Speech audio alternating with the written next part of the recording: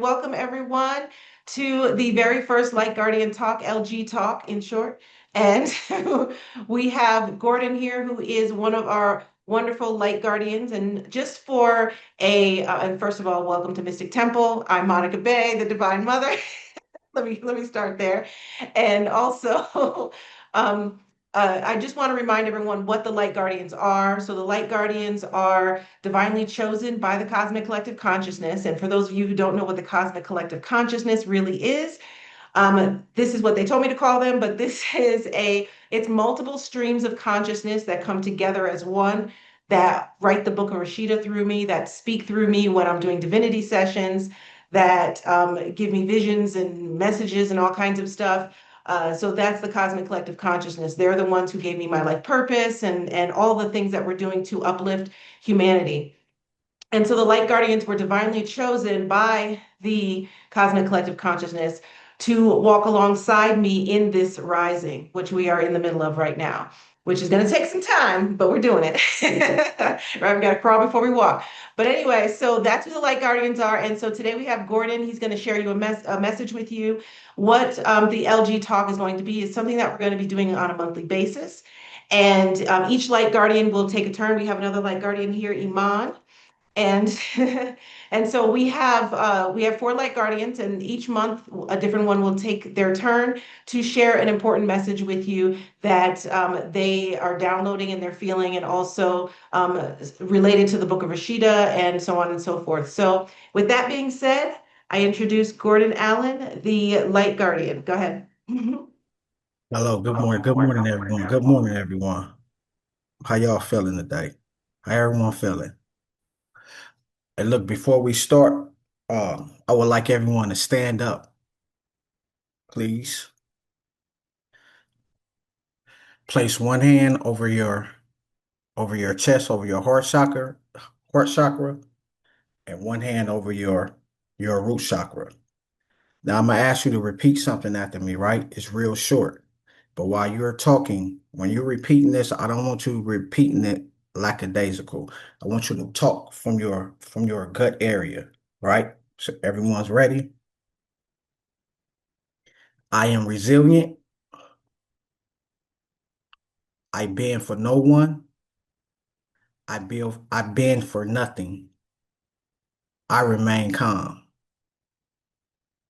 I'm gonna say it one more time. I am resilient. I bend for no one. I bend for nothing. I remain calm. All right. Thank you. So that was a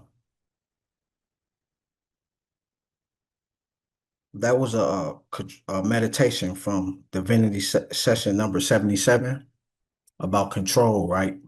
And I wanted us to start with that energy. I wanted us to start with we're not bending, we're not breaking for no one. You're resilient. You're in complete control of your life. I want us to start with that energy, and I want us to keep that energy throughout this out this talk. I'm not gonna be too long because we have a healing session, right? But I'm gonna get right to the point. So my topic today is radical momentum. And what made me think about this is because of the New Year's, right? So January 1st, everyone comes with these New Year's resolutions and everything, right? And to be honest with you, it's a scam. And it's a scam on so many levels, but for you personally, for me personally, it's a scam for us mentally and it's a scam for us physically. I'm gonna break this down for you. Mentally and physically, your body does not respond well to drastic changes.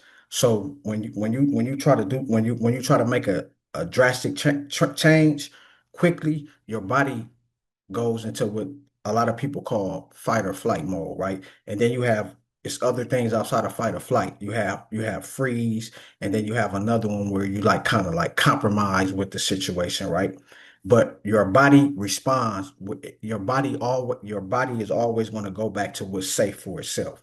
So if you've been doing one thing continuously for 2 or 3 years, and you think that you're going to wake up on January 1st and just do something different, for most people, it's just not going to work. It's not going to work mentally or even on a physical level. Because, like I said, when you make these drastic changes, your body releases chemicals like a cocktail of chemicals, adrenaline, cortisol, dopamine. And those things are meant for where like your safety is in jeopardy. And they're meant for short periods of time. They're not meant for you to hold on and have those chemical releases for long durations of time. So when you try to do something drastically like that, you kind of put yourself at a disadvantage. Not only that, to mention, right? It's January 1st. We come up with this I'm finna do this, that, and the third, right?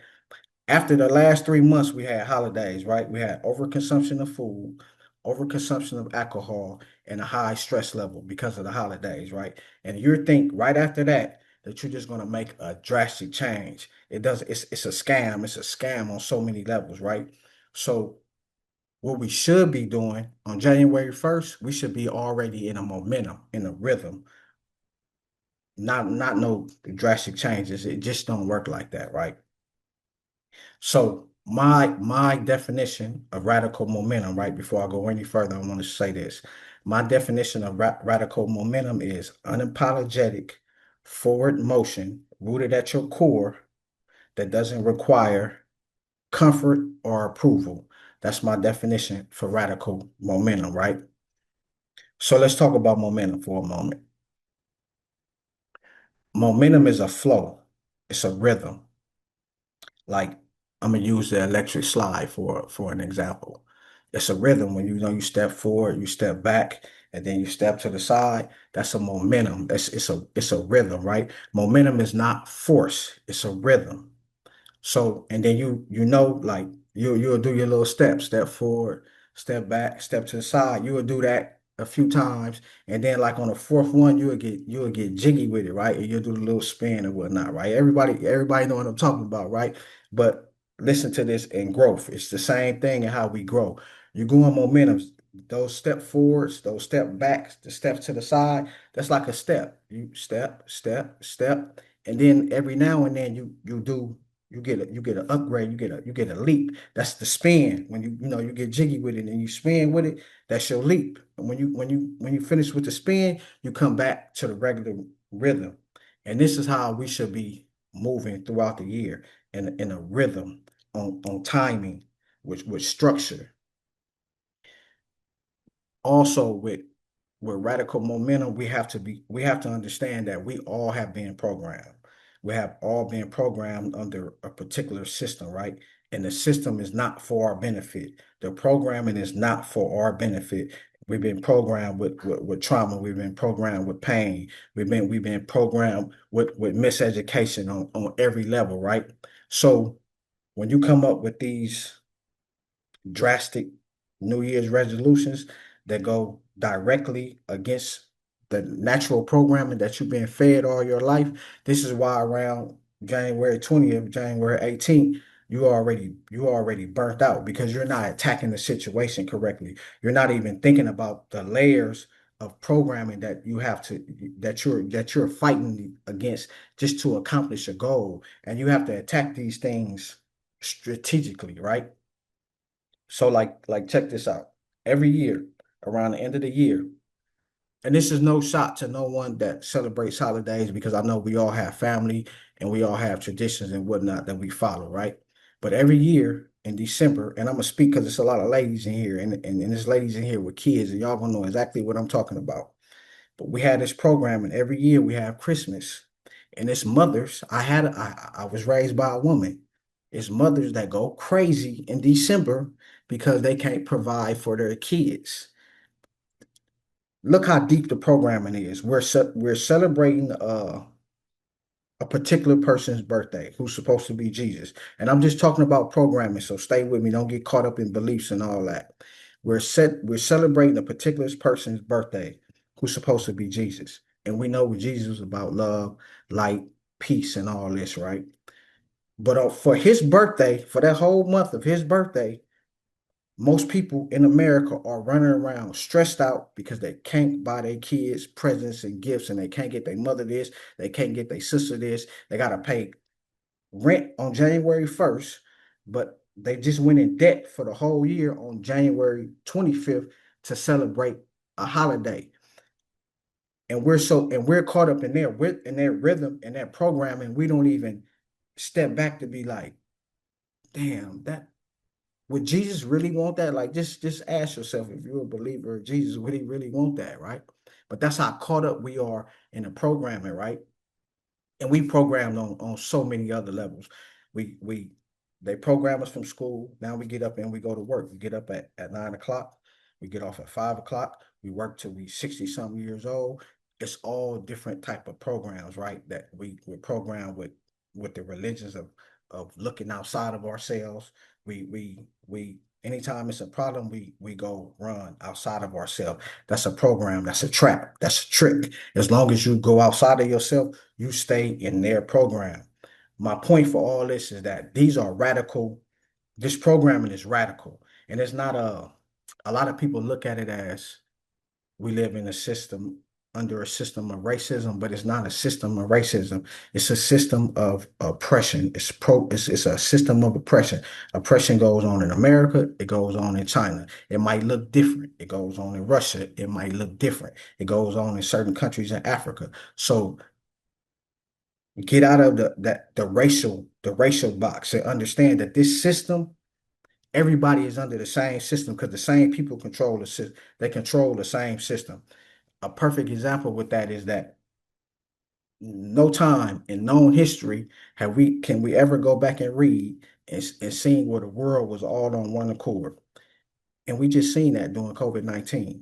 All the leaders, everybody was on one accord. They showed us right then and there that, oh, this is a game. Y'all really get along. Because for that one time, for that one moment, everybody that supposedly hate each other, America hates Russia, China, this, that, and the third, everybody was on the same accord. And they showed you, right? Like, oh, so this is a system. Getting back to my point, we live under a system of oppression. Oppression is radical. So you have to do radical things to break this type of programming. All right. Like I was saying, no, before I go there, I want to touch on this because I brought up racism. I'm not going to use incorrect language, right? But I'm going to ask everybody a question, right? And I want y'all for one moment to when y'all answer this question, I want y'all to take y'all mics off. I want to hear everybody say it at the same time. If I was to ask all of you guys, what are you? What's your nationality? Your skin, however you identify yourself, right? So I'm going to ask everybody, what's your nationality? How do you identify yourself? So could everyone please tell me how they identify themselves? I need the mics off. I need to hear y'all say it. I don't Black. want to say nothing. I know I'm black. Black American came up, but I'm like, I need to hear everybody. I only heard a couple of Black. people. I definitely say Black. black woman. Black. Black drop man. that black American. Drop that Awesome. American. All right. Yeah, All black. right. Put y'all mics back on, right? Black. Just black. All right. Black. So everything y'all said is some. I'm just gonna be honest with y'all. Everything y'all said is some complete BS. We're not a color in a crayon box. We're not. We cannot be boxed in from a particular landmass. They look. When someone asks me what I am, I say I'm organic to the earth. I'm organic to the universe. You're not going to box me into Africa, America. You're not going to box me into a crayon box with a color. I asked all that for a reason. I knew the answer I was going to get, right? Because I just want to show you the programming on how the programming it limits us, right? Because when you identify as one of their colors in their crayon boxes or from this particular landmass, that's as far as your mind works. That's as far as your spirit goes in the box that they then contain you. And I'm organic to the universe. You can't put me on no landmass. You cannot, and I can prove that. I can prove that all of the nationalities really is stupid. I can prove that educationally, like from a academic level, I can really it's really simple. We just don't have time for that. And from a scientific base. But you're not finna put me in a box. You're not finna attach me to a landmass. You're not finna identify me as a color in a crayon box. You're not going to do that. But this the programming that they all have us on. Some people say I'm Latino, I'm mixed with this, I'm Chinese and I'm black. All that is programming. All of that falls under the system of oppression. Because when you think outside of that box, and now if I ask you again, you're gonna either say I'm God or I'm organic to the universe. A whole different a whole different mindset when you start to think that you're organic to the universe. A whole different mindset when you start to know that you're a God. Yes, the vision and the vision off of what the Divine Mother just said. We not only does it create divisions, right, but this from a historical standpoint, right? If you go to Russia and you read about Russian history, the people that done the Russians the most were Russians. If you read about so-called African Americans over here when we were struggling and escaping slavery, this, that, and the third, who turned on us? Other African Americans. If you go to Somalia, Somalians have done their self just as worse than anybody outside of them, right? So, but again, the division, the programming, right? If we all have the same common threat, the same common enemy, right? Why would I box myself in as African American? That person boxed themselves in as Japanese American when we all had the same common threat. It's not about skin color and nationality, it's about energy. A devil is as a devil does. I don't care what color he is. Now we can shift on from that. Uh momentum.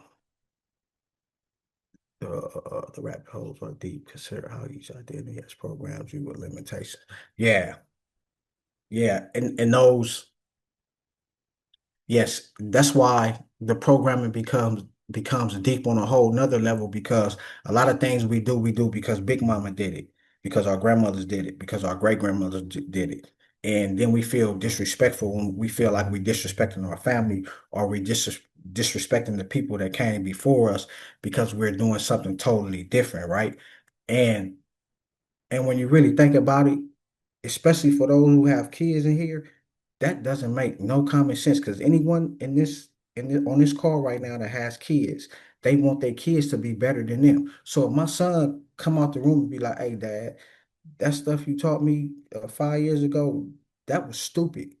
I'll be like, "What?" He'd be like, "Yeah, this is why, this, that, and the third." Cool. You know what? You're right. I want him to be better than me. So Big Mama, Grandma, great grandmother, our grandfathers, our ancestors, they worked with what they had with. That don't mean that in 2026 we still operate off the same programming that didn't get them nowhere. Right? Like I was talking about with the momentum and the rhythm, right? Timing is very important. Uh Everything in the universe works with timing and structure. And in their programming, we're on timing, we're on their time. We do everything according to how they got it set up for us to do on their timing, right? But that's important because it keeps they not doing the electric slide. They might be doing the Barnyard shuffle, but they got us doing the Barnyard shuffle with us because we on their time. We're we're we're strengthening their structure and forgetting about our own infrastructure. What about our timing? What about our structure? We're strengthening someone else's structure when we're living under that particular programming. And again, that programming is radical. So the only way you break radical programming is with radical actions. Now I'm gonna go into this. A lot of us on this call, I can see a lot of us are in Mystic University. So and even those that are not, we got YouTube, we got ChatGPT, and I can give you all these great, big rituals to do, right? I can give you a million of them, right? And you can go find a million different big rituals to do. But a lot of times it's not about the big one ritual. It's about, like I was talking about with the dance, it's about steps. You take a step, right? And because we're fighting against being radically programmed, we have to learn how to ritualize our life. We have to learn how to be consistent and make magic a part of our life, our everyday life. And it's not that hard. You don't have to sit in a circle full of crystals like a macabre and spin off into space every day to get these leaps and bounds, right? It's not that hard. It's things we do every day where we can ritualize our life. So before we get on that, I want to get on this right here. The first thing before I go any further, the first prerequisite for you taking these radical jumps and these radical leaps is that you have to believe that you're God. God, meaning that you control and create your reality. If that makes you feel a certain type of way, you have some work to do. And I understand because I was raised as a Christian. I was raised to look to to believe in things outside of me, right? So I understand when you say I'm God, I know it make you feel a little bit kind of, your underwear is getting a bunch because you're like, "Ah, you can't, it's hard to grab. I know I be talking to people and I be like, I'm God. I be seeing the look in their face. They be like, it hurts them that I say it, right? First thing you're going to have to come to grips with is that you're God. If you don't control your reality, your field, that means somebody else. That means you're somebody else's food. If you don't control your reality, that means you're food for somebody else. Is it anyone in here? And like I said, I understand. Is it anyone in here that makes them feel a certain type of way when they say I'm God? Because if it is, I'm gonna help you. I'm gonna help you. Does it bother anyone? Please raise your hand.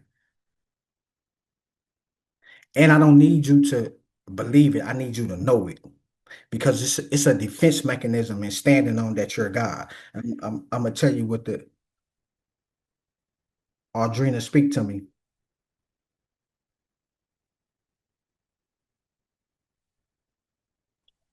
So I accept it as a truth for me, but sharing it with others. So that reaction that you said you get, so just Mhm. avoiding those type of reactions, and it's like I know it, but saying it to other people, it feels not necessarily weird, but know that it's um kind of against the grain. Right. And So and that it part. is. And it is. And you know what? That's kind of like minute. You don't even have to get into like most people not even gonna understand. You don't even have to go there with most people, right? But I'm gonna have you look at it this way. I was raised by an old Christian lady, and my grandmother that had no problem with calling me and my friends little devils and demons, and we never have a problem with putting all the negative things on people. We can call people, he got the devil in him, he the devil, he a demon. But as soon as you say you're a God, like everybody underwear is getting a bunch and they start sweating and they stomach feel a certain type of way, right? You see the programming? It's crazy. I can be a demon, I can be a heathen, I can be the devil, but I'm God and everybody goes crazy, right? It's the programming and I understand it, right? But that's the first thing. I need us to know that we're God. But I'm going to prove to you that you're God because this is what you're going to do. I hope everybody got a cell phone, piece of paper, or something. This is how you're going to prove to yourself that you're God. Wait, before I go there, I'm gonna tell you the defense mechanism you have when you stand on that power that you're God. Because I go through things in life, right? But now when I go through things, it might hurt and it might hit me, and then I might be feeling the pressure. But instead of me panicking, because I know I'm God, I sit down for a moment and I be like, whew, all right, how I'm gonna deal with this? Because now I'm God. I can handle it. I just gotta figure it out. I gotta go make a phone call. I gotta go call Don. Hey Don, bro, it's something I can do to handle it. But if I didn't have that almighty feeling that I was God, when that pressure started hitting me, the first thing I do, I crack, I panic, I be all in my feelings and the anxiety set in, right? But I know I'm God. So whatever I'm hit with. I sit in it. I be like, okay, this was going on now. And I say this all the time. When you tell the universe that you're God, they're going to test you're a gangster. So, but understand you're God. So when you get hit, you just, all right, okay. I got the answers. I just don't know the answers right now, but I'm finna figure this out. And then you're able to deal with your problems from a calm and not the word peaceful is not the word I'm looking for, but you're able to deal with your problems and your issues from a level space where you're not off balance, even though it's coming. But you like, okay, I know I got it. I just gotta tap it. I just gotta tap in a little bit further. I ain't tapped into my God level on the 10th power. I'm only on the fourth power.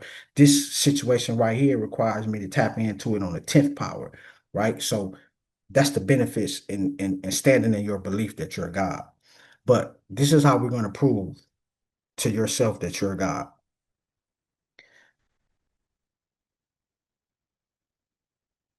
Yes, exactly. Exactly, Monique. Exactly.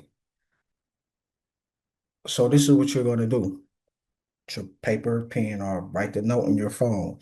You're going to take the worst issue that you're dealing with right now in life. You're going to take that. You're going to write it down. You don't got to write it all down right now. You know what the issue is. You can paraphrase it. If it's a money issue, if it's a health issue, whatever it is, right? You're going to take that issue, right? You're going to write it down. And then you're going to build the steps of how you're going to conquer and defeat that. For 40 days, I want you to work. I'm about to give you a list of other things you can do that you can incorporate into dealing with this, right? But in 40 days, I guarantee you, if you stay consistent with the momentum with little bitty steps, if the problem is not completely changed, some things will be changed. So you're going to take the worst problem that you have. This is you got to shock yourself because I'm gonna tell you something. In psychology, they program people one of three ways. No, they program people through three ways: trauma, repetition, and symbols. That's how they program people. But you can program yourself like that, right? You can program yourself through the same with trauma, repetition, and symbols, right? But right now, you're finna shock your system because you're taking the worst problem that you're dealing with right now today, and you're finna find the answers and the solutions to it. If you're a Mystic Temple, it's one of them classes that you can join that's going to help you. You're going to create you a structure to fight it. It's enough of us. If you're not in the Telegram chat, you should be in the Telegram chat because we're a community. You go to your community when you need help or you need guidance, right? You're going to take your worst problem and you're going to attack your problem. And in 40 days, if you attack it consistently with small steps every day, I guarantee you, you will see the difference. And then you can be like, and then you know for a fact, like, yeah, I'm God. I'm him. I'm that. I'm really him. Like that. Yeah. So that's the first thing we're gonna do. The second thing I want to no, let's get back into programming and trauma. Trauma, how they program people, trauma, repetition, and symbols. I'm gonna ask y'all a question. When I say the word, when I say the word, and y'all can take y'all mics off and answer the question. When I say the word virus, what's the first image that comes to your head? What's the first word? What's the first image that popped up in your head when I said virus? Sick person in the hospital bed. Donald Trump. Something that just looked nasty. Did the coronavirus image pop up in anybody's head? Oh, y'all, so It y'all did some. in mine. I saw it. Yeah, I like that. We think it, but this is I want to get to a point. Before 2020, before the coronavirus, when you said the word virus, that image would not have popped up in your head. But because they blasted us with that image, now when you hear the word virus, that's one of the images that float in your brain because they blasted us. Now, as a matter of fact, when you say the word virus, even if you're not thinking about coronavirus, corona is somewhere in the back of your head, right or wrong. Am I right or wrong? Because they did the three steps of programming. it was traumatizing. The coronavirus was very traumatizing. They repetitively showed it to us every day, all day long, and then they gave us a symbol to attach to it. So forever, that's how they program people. Just the same as with gangs or fraternity, right? What do you do when you join a fraternity? You have to go through something that's like kind of traumatizing. I'm from gang culture. What did I have to do to join a gang? I had to go in the backyard. I had to fight with three dudes that's bigger than me for a set amount of time, right? It trauma. It's a form of trauma. It's trauma. But after I do that, I feel a certain way. I feel like, yeah, I'm him. That's the programming. That's no different from when if you're taking the rites of passage. They send a boy out into the woods to catch a wolf, or he's 13 years old to do whatever to get some firewood. He was just 13 when he left, but when he come back with the firewood, because he went out in the dark and the trauma and heard all the sounds and the wolves and had to do that and come back. He's 13. He left a boy, but when he come back because of that trauma, he really believes he's a man now because he went through that traumatizing experience. So my point is, be aware of that's how they program us: trauma, repetition, and symbols. But you can program yourself the same way. Like if I say golden arches, everybody think of a Big Mac or McDonald's. If anybody say the golden arches, you think of McDonald's, you think of a hamburger. That's a sigil. That M is a sigil. It's a sign. And you don't even have to say McDonald's. I just show you the golden arches, and you're gonna think of a Big Mac, or you're gonna think of your favorite meal at McDonald's because they programmed us with a sign, with a sigil, with repetition, right? Yes, Brandon, yes. Brandon is programming and hypnosis. Yes, exactly. And this is how they brand our spirit. This is how they brand our mentality, right? They brand us. They imprint what they want on our subconscious, on our conscious mind. They imprint it, and then once they imprint it, they really don't have to do too much. They really don't have to do too much once they imprint you. You do the rest for you do the rest, right? So let's go into ritualizing your everyday life. Let's start with things that you do every day that could be turned into a ritual that don't take 50 minutes, an hour, 2 hours. Things you do every day. You take a shower. Take a shower every day. A shower is that becomes a cleaning ritual. So you have kids, you have kids, you're in a relationship, you're married, you go to work. You don't have a lot of time for yourself. So, but it's things that you do every day where you do have a moment to yourself. You got to capitalize on them times because we wake up in the morning and the first thing we do is we pick up our phone. Well, you look at your emails, you see who texts you, you go on IG, or are you rushing because you late for work, right? So off top, soon as you woke up, you divided your whole spirit into 10 different things. The email, I'm late for work. I forgot to pack. I forgot to pack. Man, lunch. You didn't give yourself no time, and a lot of us we roll like this, right? We don't we wake up in the morning and immediately we divide our energy up. We don't never tap in with ourselves. I'm gonna get back to that our morning routine.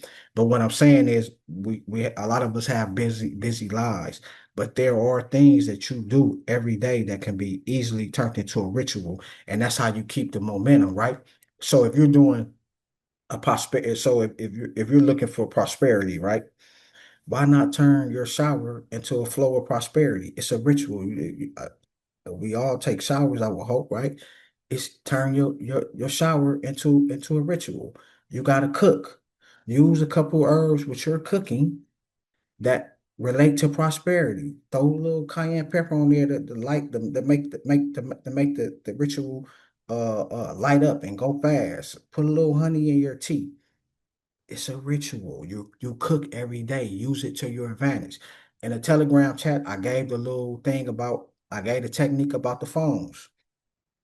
set alarms on your phone throughout the day. And when your alarm go off, even if you're at work, you all got the right to go use the bathroom when you're at work. So can't nobody tell me they can't take a minute for themselves. But if I have three alarms set on my phone, I got one that go off at 9, one that go off at 12, one that go off at 3.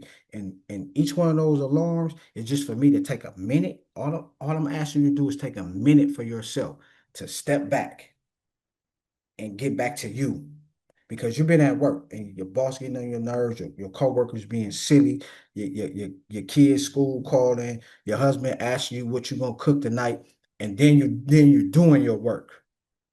So a little alarm that go off at 9 o'clock or 11 o'clock or 3 o'clock, just for you to for a minute to step back and get back to yourself. Also, what that does for you too is I know what it do for me. Sometimes I'll be having a rough day at work, right? And they got me like, because sometimes I'll be having to go into 1D consciousness at work, right? So I'll be having rough days some days, right? But when my alarm go off and I step back into myself, I'll be realizing that it's not even that deep. Because what I did was I broke the chain. Because I was in the momentum of workflow, of people frustrating me, of people pulling and asking for me. I was in that momentum. But when I took the time to step back, I broke the chain and I get back to myself. And then I realized it's not even that deep, right? So the phone technique, cleaning, when you're cleaning, again, we're going to go into, and before I go there, with the phone, what time is it? Before I go there with the phone technique, we're going to just use prosperity because I started with prosperity. So you're taking a shower and you're creating a frequency and that vibration of prosperity. Now for your phone technique, you got your phone going off 3 times a day, and you might just say a little prosperity mantra 3 times a day, right? So you got now you creating a momentum, you stepping your prosperity up, right?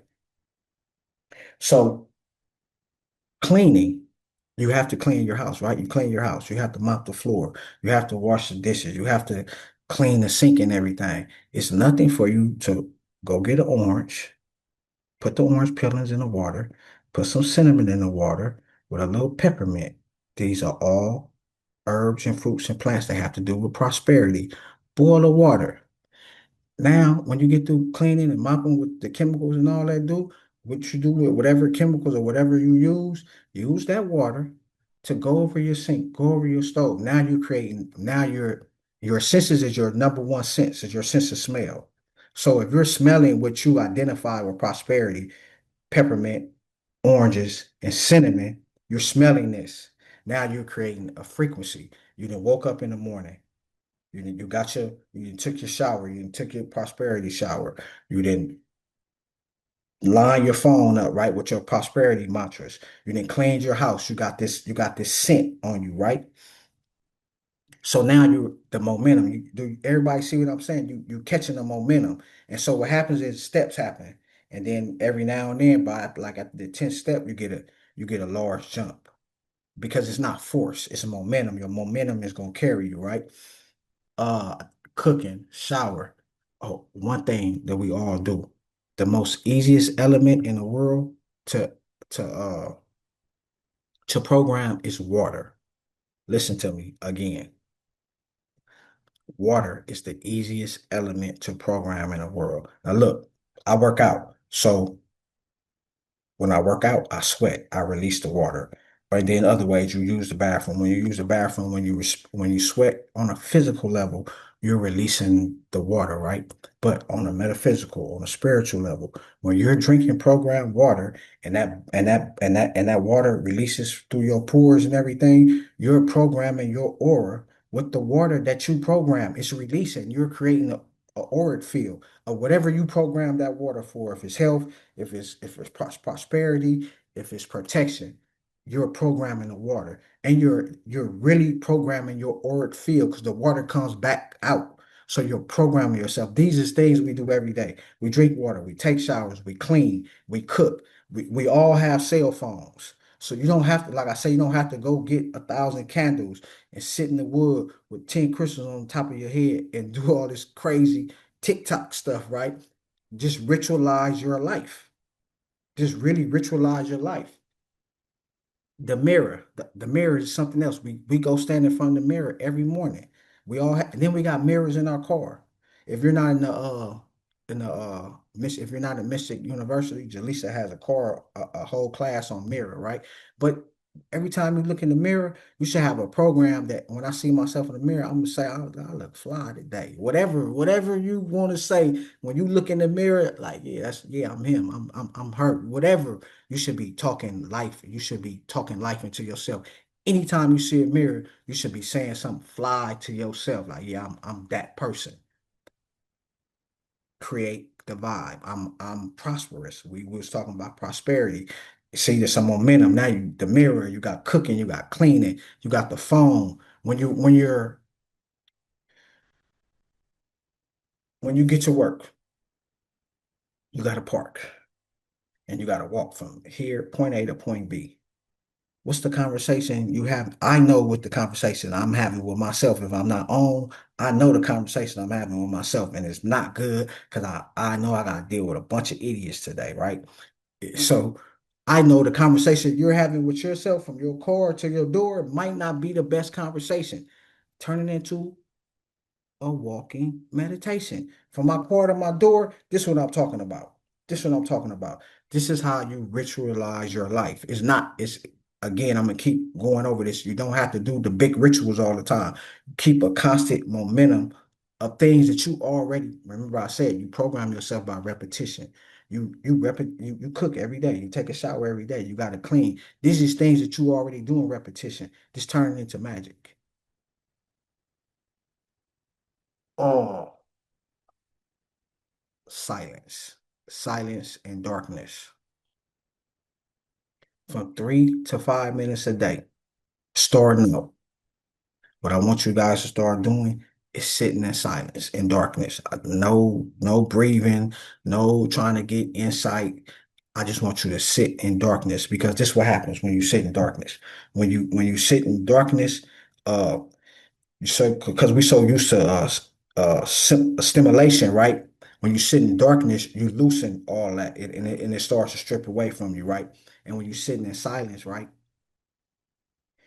that gives your ego a chance to get weak. You get to weaken the ego because now you're not thinking about what you gotta do this and do that. You're not thinking about a conversation you gotta have. You're sitting in silence, and sometimes you in that silence you may feel a little uncomfortable. Fear might come. You let it pass. You might get an insight in that silence, but you don't chase the insight. You get it. You just it's to be present. It's just to shut your nervous system down for a few moments out the day. Just get in silence, get in darkness, and shut your nervous system down because we never get to receive messages and we don't listen to our instinct because we don't never give ourselves the time to catch the message because we always busy, we always doing something, we always active, right? And with radical momentum, I want to be very clear when I say this. Rest and relaxation is a part of radical momentum. Sometimes you have to rest. Sometimes you don't need to do nothing. You just need to rest. You need to relax. It's kind of like your phone when you turn your phone on, it's upgraded. It's shut off and then it get to spinning. It needs to be upgraded.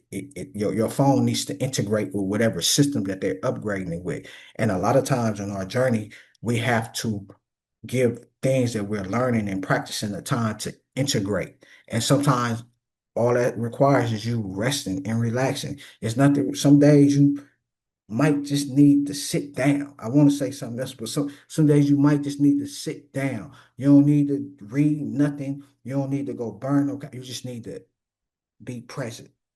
Watch some TV, do something, but just rest and relax. Give your system time to integrate with everything that you're doing. So momentum doesn't mean that you're moving every day all the time. Yes, you have to relax. You have to rest sometimes. I also want you guys to start rewarding yourself. Every week, I want you to give yourself a small reward. I want you to give yourself a small reward. And with this, I know I'm getting close with time, so I'm gonna try to speed this up. But when I say reward yourself, I really want y'all to put this on the paper when I'm about to ask y'all. I want everyone to ask themselves, not right now, but when you get off, I want you to ask yourself and tell yourself, what do you like to do? And when I say, what do you like to do? I'm not talking about, I like to take care of my kids, make my husband happy. I like to, I'm not talking about none of that.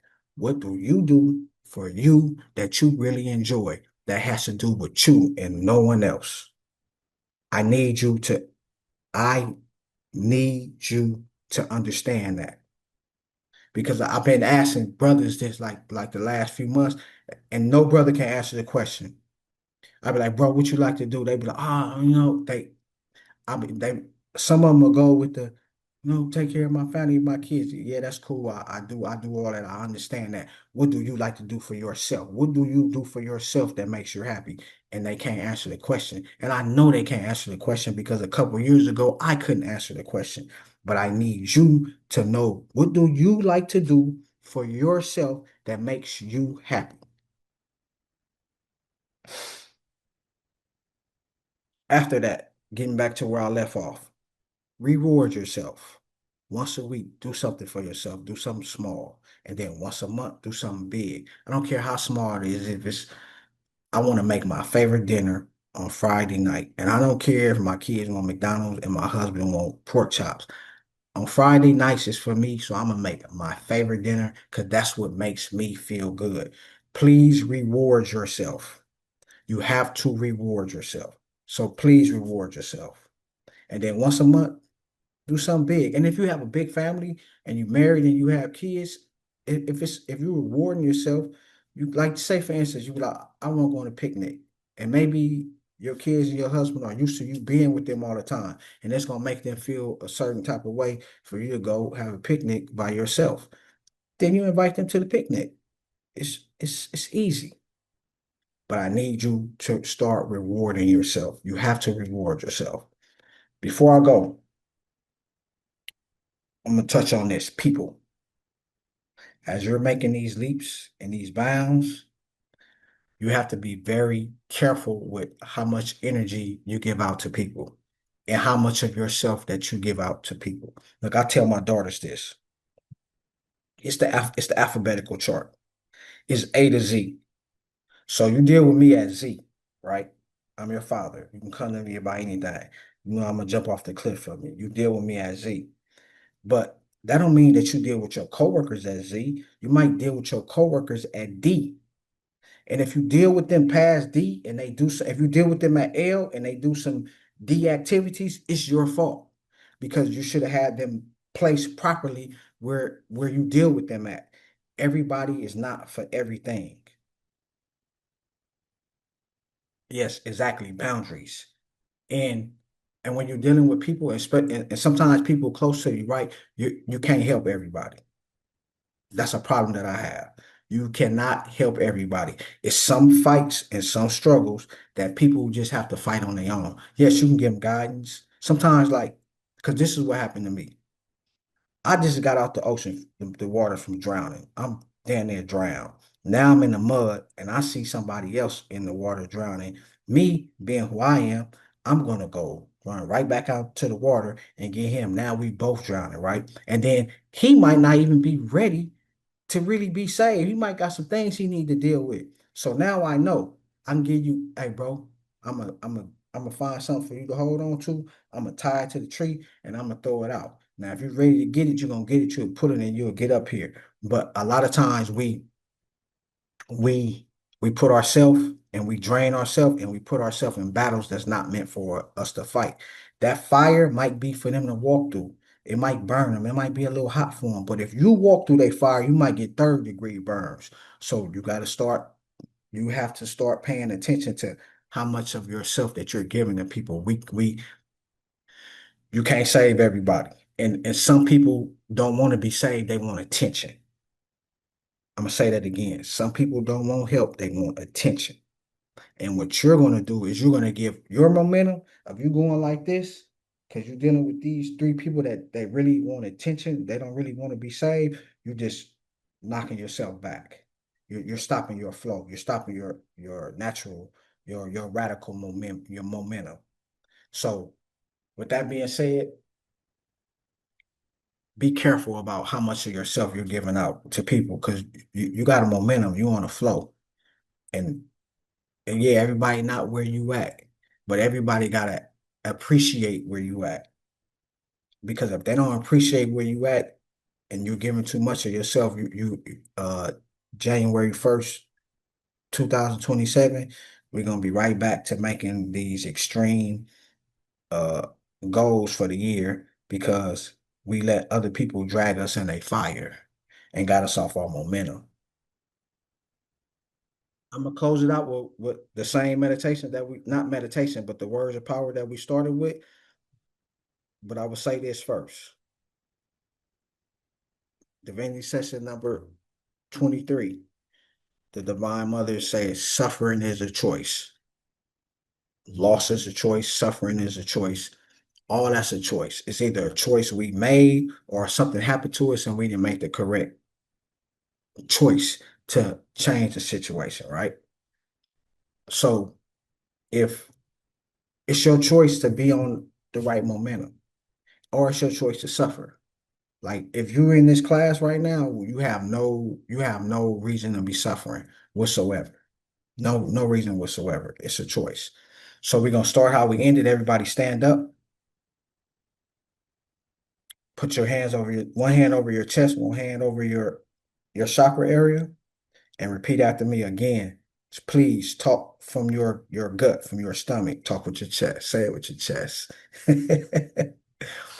I am resilient. I bend to no one. I bend for nothing. I remain calm.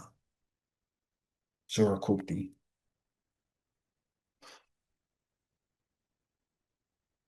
All right. I love it. Okay. I was like, Gordon, preach, preach.